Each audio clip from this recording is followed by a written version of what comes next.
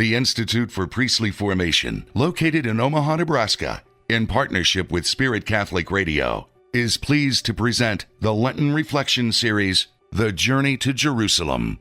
Join Father Mark Toups as he helps us walk with Jesus on his journey to Jerusalem. Monday of the 5th week of Lent. My brothers and sisters, welcome back to the Journey to Jerusalem. As this week we begin to taste the conspiracies that whispered Jesus' final chapter of the Journey to Jerusalem.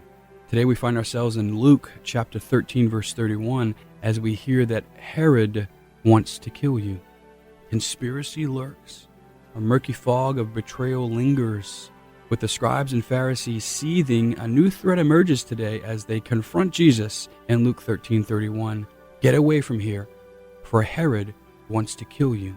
The murderous threats seem to have had little effect on Jesus as he boldly responds to the Pharisees' harassment.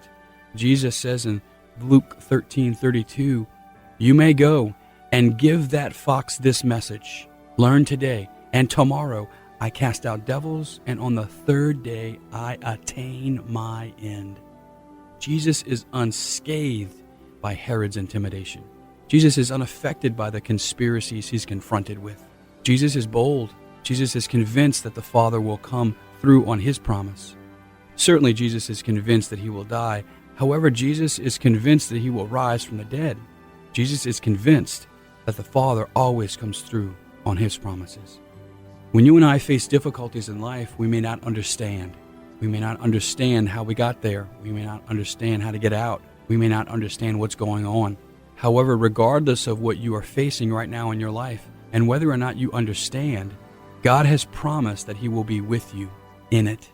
Isaiah 55:10 reminds us that just as the rain and snow come down from the heavens and do not return without watering the earth, so does the word that goes forth from my mouth cannot return to me empty without carrying out my will and succeeding in what it has promised to do. End quote.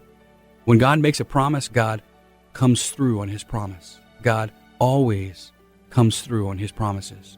While we may not understand what is going on, we can be convinced that God will always come through on his promise.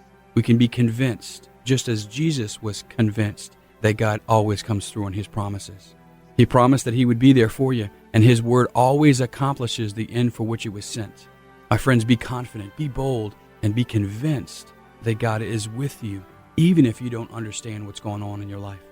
Today for your prayer, I would encourage you to enter into Luke chapter 13, 31 to 35, and be with Jesus as he hears of Herod's plot. Be in the scene, see it happen, and taste Jesus' convinced trust that he will rise. I want you to ask yourself today, where do you need to be convinced? What promises has God made to you that you need reassurance on? Where do you need to be convinced that God is with you?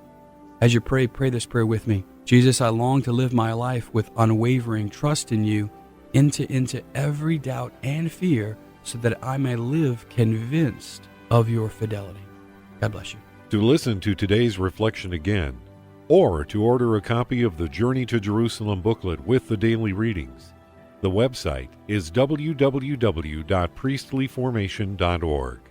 Join Father Mark Toups during this Lenten season as he helps us walk with Jesus on his journey to Jerusalem.